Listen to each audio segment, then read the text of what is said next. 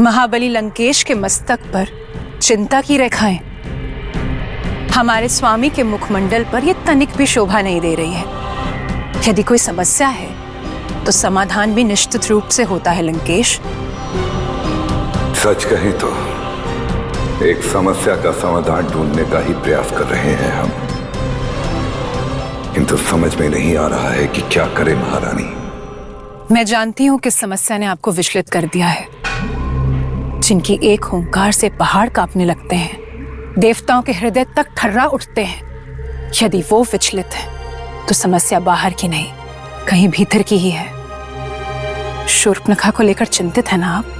हाँ महारानी, जिस बहन को हमने इतना प्रेम इतना स्नेह दिया, आज उसी बहन ने हमारे उस प्रेम और स्नेह का ऐसा परिणाम दिया जिसकी हमने कभी कल्पना भी नहीं की थी।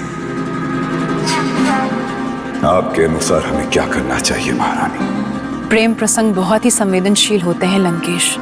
पुष्प जैसे कोमल होते हैं किंतु शूल जैसी चुभन भी होती है उनमें।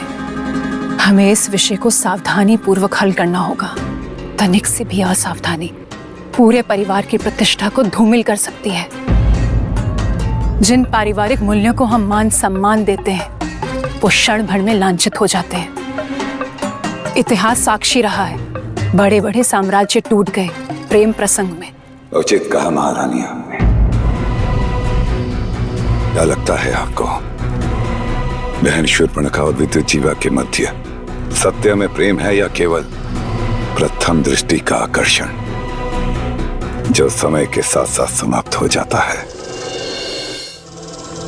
शूर्पणखा ने मुझसे इस विषय पर बात की है। वो विद्युज्जीवा के प्रेम में मंत्र मुग्ध हो चुकी है। उसके हृदय पर विद्युज्जीवा की अमिट छाप पड़ चुकी है। यदि हमने उसे रोकने का प्रयास किया तो वो हमें और लंका दोनों को छोड़कर चली जाएगी या अपने प्राण त्याग देगी।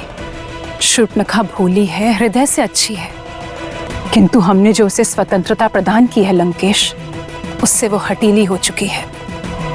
और उसके हट से तो आप बालपन से ही परिचित हैं। कदाचित भूल हमसे ही हुई है महारानी। अपनी बहन के स्नेह में पड़कर हमने बालपन से ही उसे अत्यधिक स्वतंत्रता दे दी थी। आज ये उसी स्वतंत्रता का परिणाम है कि हमें ये दिन देखना पड़ रहा है। स्थिति तो ये है कि यदि हमने उसे रोका तो वो हमारे विरोध में खड़ी हो जाएगी, और यदि हमने उसका विवाह उस विद्युज्जीवा के साथ किया तो वो हमारा शत्रु है, कभी भी घात कर सकता है। तीसरा मार्ग भी है। वो आपको हृदय से बहुत चाहती है। आप उसे समझाइए कि उसके हित के लिए क्या अच्छा है और क्या नहीं। कदाचित आपकी बात वो मान जाएगी। ये प्रयास भी करके देख लेते हैं महारानी। हम अभी इसी क्षण अपनी बहन से मिलेंगे। महारानी मंदोदरी, शीघ्रातिशीघ्र शूर्पणखा को बुलाइए। कामोदा, सेविका कामोदा। आज्ञा महारानी जी। रक्ष राजकुमारी शूर्पणखा को संदेश भेजो कि उनके प्रिय भ्राताश्री उनसे मिलना चाहते हैं। जो आज्ञा महारानी जी।